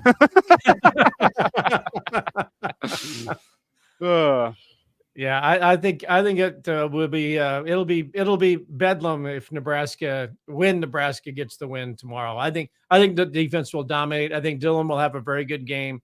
I'm not sure the offense is going to have a breakout game, but I think that Nebraska carries the momentum from Ohio State, and Ty Robinson justifies his return to the Huskers when he could have gone to the pros. Butch Hugg's going to sneak in and go gangster with the old big red button. Just start hammering the red button and firing off all the fireworks. It'll be all right. Bill, we'll check in with you tomorrow, brother. See you possibly at the Single Barrel for a little pre and post. I will be there at the Single Barrel. All right. Love you, bro. Thank you. Appreciate it. Be good, guys. See you. There he is, Bill Doleman, Pride of Fairbury, and of course, the professor with us here on Hail Varsity. And you guys are going to be at the Single Barrel, so you could have a celebratory whiskey if Nebraska does, in fact, make a bowl game tomorrow with that 6th win. Do I have your permission to bring a bottle of champagne to the studio? Sure. Okay. It'll be a solo glass. It'll be kind of lame in that way, but I think that could be fun. I'll find the cheapest champagne we I are can hanging find. by a thread with equipment, so make sure when you open it, you point it away from the screens. I pointed at myself. No, I don't want that either. It's eye patch Elijah going into November. I don't need that. But no, absolutely bring the champagne. You wear the Judge Smales sport coat with the gold buttons and give me a poem like you're christening the ship or something like that. A classy post-game show for sure. Oh, have fun, have a hell of a good time, and celebrate. Can I smoke a I cigar never in the thought studio? in my life I would see them miss a bowl game, let alone miss 8 years of it, ever. Well, remember, if you go back to the Mike Riley Everybody era, goes to a bowl game. well, remember whenever Mike Riley comes in and he misses his bowl game, goes 5-7. What year was that? 2018. No, he missed it year 20 one. No, they excuse me, they went 2015. 2016. They dirtied in. They 2016 they dirtied their way, and in 2017 they missed. Yeah. And everyone thought the world was going to end. The sky was falling. Callahan started it. Who would believe in 04? But I mean, I think of Riley. I'm a younger guy here. You thought the world was going to end whenever Mike Riley didn't make a bowl game. Oh, you got to go find somebody. This is unacceptable. 8 years later, now here we are. You don't hire great coaches when you whack 9-win coaches twice. Mm-hmm. You just don't. You settle versus finding the next great guy. If Urban Meyer's saying, what do you mean? Do I want the Nebraska job? You just fired a 9-win coach. Can't do it. Can't do it. So a couple of storylines tomorrow. Jeremiah. Thank you. Jeremiah. Jamal used to play running back for the Chiefs. And the Broncos. People forget about that. Yeah. Jeremiah Charles, super big-time athlete, has the right mentality. I think he'll have a big day. Really anxious to see what happens with – you've got about 3 guys that I think get open and make plays on offense, right? Your 2 portal additions have gone MIA more times than not here as the year's gone on. Lloyd, Fedoni, Barney, those are the guys that have really emerged. And I'm anxious to see some more option routes to Fedoni, like you saw in the red zone. Give me some more crossers or some slants. And let's get downfield, if you're a Nebraska fan, to Lloyd and let him win. How about that spring game touchdown pass of 60-plus yards? And your big play wide receiver this season has been Lloyd from a yards per catch standpoint. He may be on alert, someone to watch with teams studying. So what? Make them stop it. I wonder if it's a first half that's defined by Dante Dowdell and a second half that's defined by Jalen Lloyd and Emmett Johnson. Kind of establish the run I think Ramirez back. I still look at Emmett, though, as being a guy that I think could find success the second half. We talk about the UCLA, the maulers they have on their defensive line. I wonder if you wear them down the first half with Dowdell and then you let your speedsters take over in the second half and go make some plays. That's what I wonder. Well, the perimeter run would be nice, right? Just off the outside edge of the tight end or slot guy. The forecast is on the way. The infamous Clausborne. We're back with Hail Varsity here at Hurrdat Sports Bar and Grill. On your November ballot, to protect women and children, you have to vote on 2 separate initiatives. Vote for Initiative 434 and vote no on Initiative 439. That's voting for, and voting no on 9. Vote for clear, scientific, compassionate standards that protect women and doctors. Vote no on 9 against vague, unscientific laws that invite government intrusion. Vote for to preserve parents' right to know when their daughters are in crisis.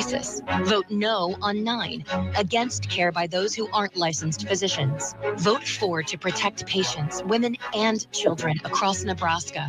On your ballot, remember, protecting women and children and keeping patients safe takes 2 votes.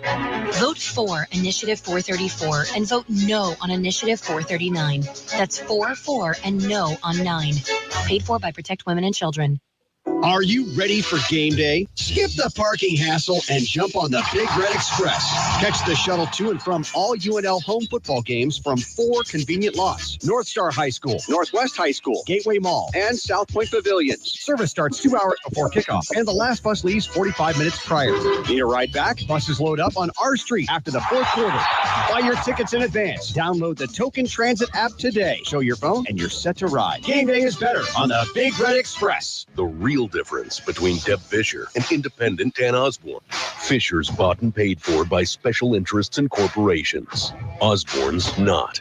Deb Fischer's had 12 years to do something about the border. She voted against the border bill that was drafted by Republicans because she takes money from big ag. Securing the border. It takes a working man to get the job done. That's Dan Osborne.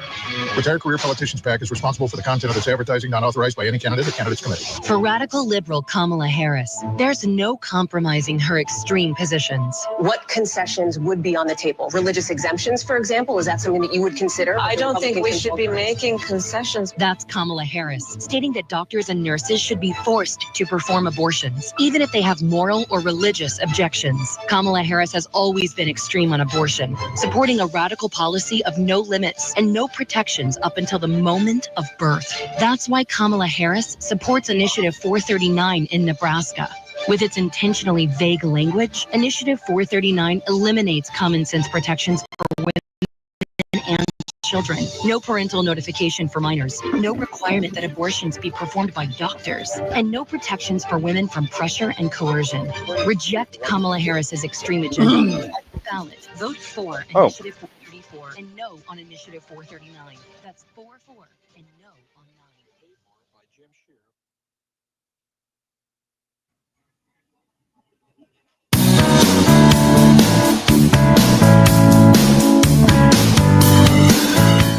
9. And now. Back to Hail Varsity Radio. Back here, it's a Friday road show with Hail Varsity. Gretna, the location, Hurrdat Sports Bar and Grill. Get here, get a pizza order, the Boom Boom Shrimp or the Bang Bang Sauce. Either way, it's incredible. It is signature. It's wonderful. Get the Sweet Heat Pizza. Signature pizzas here at Hurrdat Sports Bar and Grill. Gretna, they've got that pizza oven in back, the sweet chili sauce, the ham, the pineapple, Elijah, along with the red onion, pepperoni, cream cheese, and jalapeno is just to die for.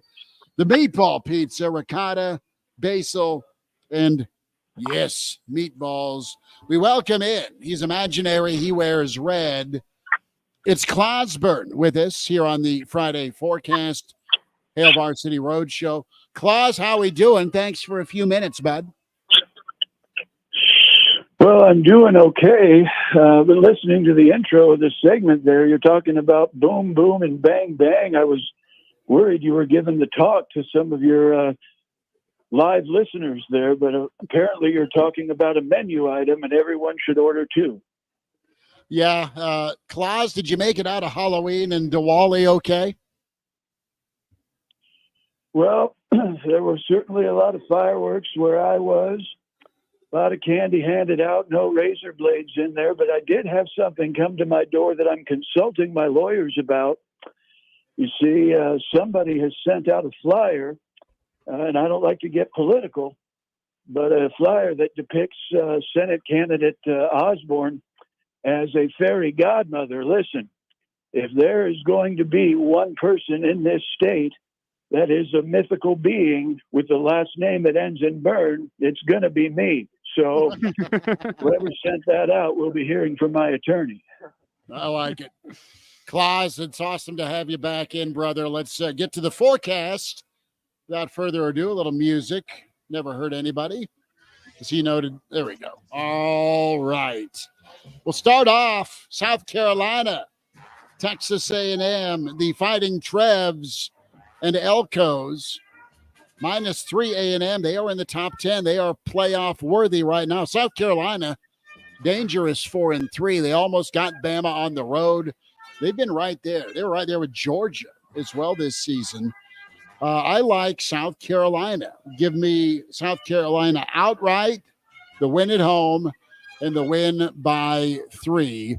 31-28, South Carolina, the upset. Elijah. I love your pick. I hate your score. I got South Carolina winning this game 24-20. I'm just not sold on A&M as a playoff team right now. I think they're going to Elko. I love Elko. I just don't think they're ready yet. I think they're bound for a slip up. I think it happens this week against that South Carolina defense. I think they're really good. Give me South Carolina 24, Texas A&M 20. All right, Justice, what do you say? Oh my gosh, that's quiet. I kind of agree with both of you. I think South Carolina's going to pull this one off. Give me the Gamecocks 28-24.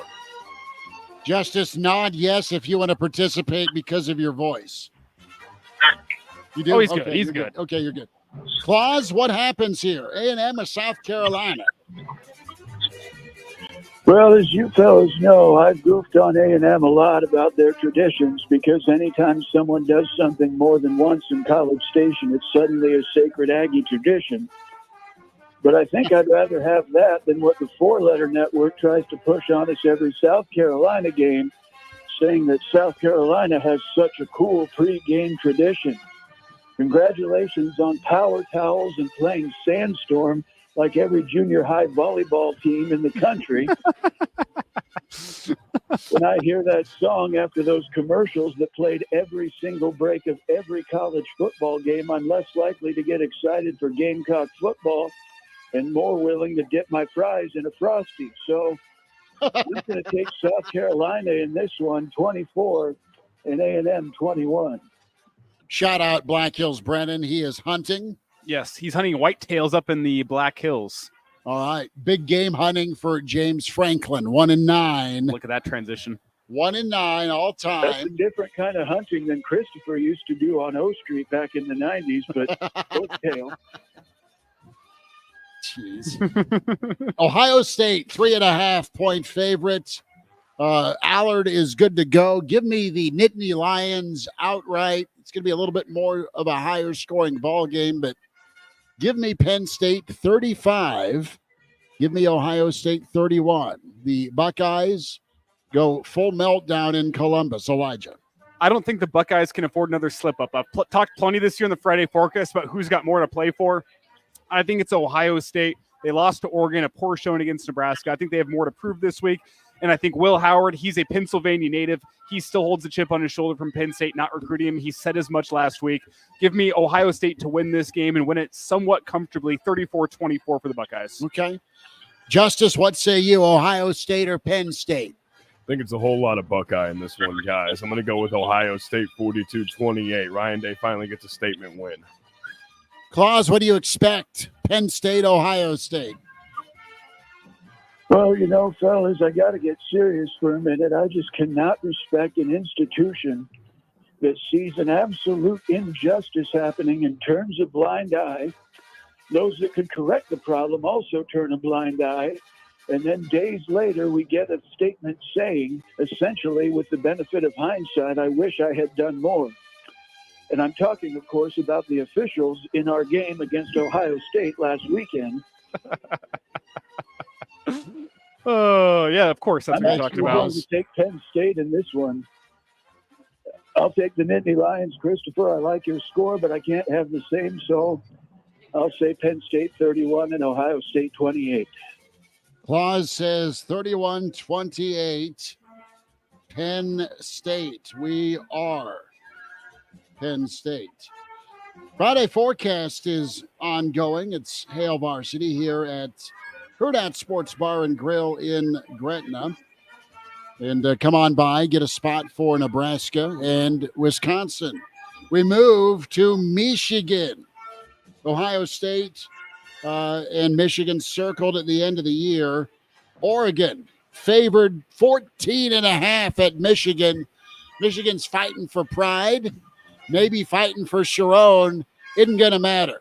Going to be a little tough on Oregon, but they're championship level. Give me Oregon with the win, but not the cover. 28-17, Oregon the win. The one thing to me that Michigan can still do well is win along the lines of scrimmage. I think they do that tomorrow, and I still don't think it matters. I think it's a close game until late.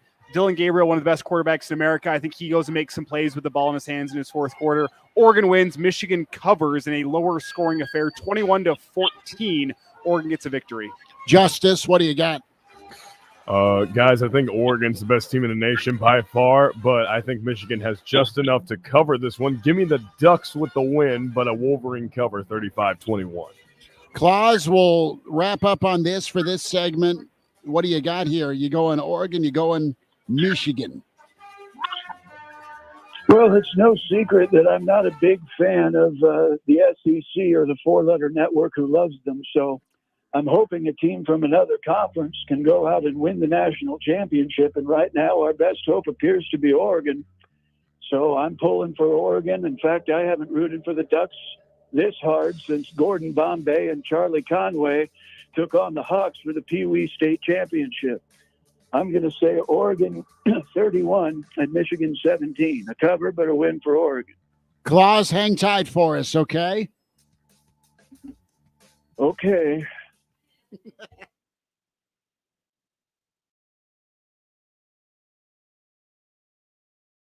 Whose team is Dan Osborne on? The D.C. Democrats. Osborne says he loves Bernie Sanders. He promised to vote to pass their Green New Deal, which would destroy farming and ranching in Nebraska. And Osborne is on record saying he would reward illegal aliens entering our state with amnesty and Social Security benefits. There definitely needs to be a clear path to citizenship.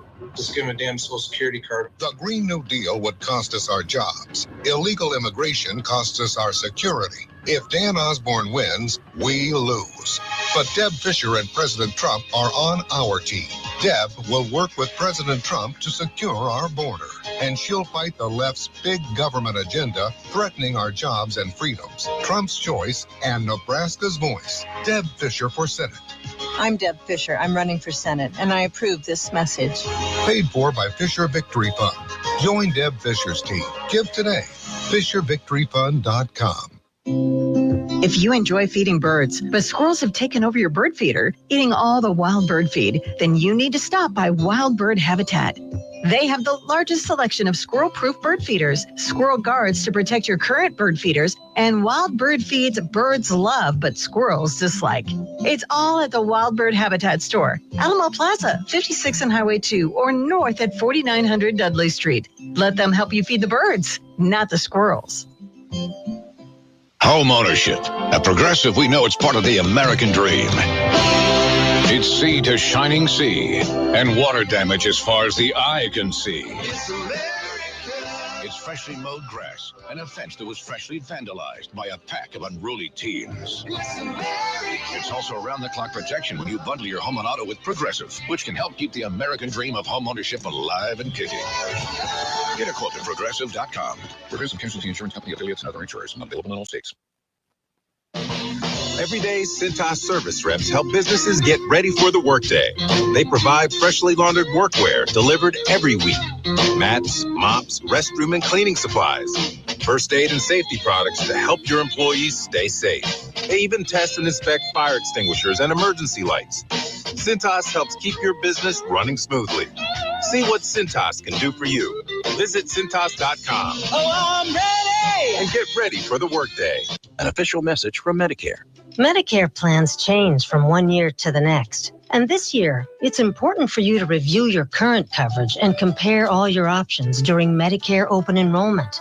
Compare health plans, drug coverage, and costs. See if you can save some money, and don't forget to make sure your drugs are covered.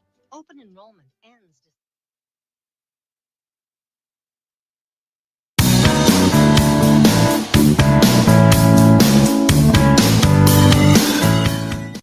And now, back to Hail Varsity Radio. Back with you. We're winding down a Friday, Roadshow Friday here, Hurrdat Sports Bar and Grill. It's Hail Varsity Radio. Like and subscribe, Hail Varsity YouTube. Chris Schmidt, Elijah Herbel, Justice Rhody, Clausborne with us as we continue on the Friday forecast. Come see us tomorrow. We are at the Single Barrel inside the Graduate from noon to 2 in front of Nebraska-UCLA. Real Red Reaction follows. Can stream that out of Lincoln, KFORnow.com, or on the Hail Varsity YouTube channel. We'll get into Iowa, Wisconsin. The Badgers are on the road in Iowa City. We'll be there on Black Friday. -3 the number. And this is do or die, man. This is absolutely do or die for Wisconsin. I don't think they get it done. I like Iowa's change at quarterback. I like Iowa's run game. I like Iowa's defense. And give me the Hawkeyes 21-17 to win the cover for the Gold and Black. Elijah. Yeah, I said last segment, sometimes it comes down to the team that wants it or needs it more. I think Wisconsin probably needs this game more, but I think Iowa made a change at quarterback at the right time with Sullivan coming in there. Teams tend to have a 1 week boost after they change quarterbacks as the guys kind of rally around that new quarterback. I think Iowa gets that this week. I think they get a 21-14 win over the Badgers, a win and cover for the Hawkeyes. All right, Justice, what happens, Iowa or Wisconsin? I've never said the sentence in my life, but I love the Hawkeyes in this one. Give me a whole lot of Iowa with a win and a cover, 21-10. Okay. Claus, what happens here? Wisconsin or Iowa? Well, this game is in Iowa City, correct? It is. Kinnick after dark. Well, listen, I'm not the type of humorist that would call, say, Kinnick Stadium a island of garbage, but since Wisconsin fans are going to be there as well, if the pig farm and Bibbers fit, I'd really like to pick a Meteor, but I suppose I'll better pick the Hawkeyes 21 and Wisconsin 17. Say I'd like to pick a Meteor. Yeah, that's. I was going to maybe utter that earlier. That was pretty good. That's well done, Claus.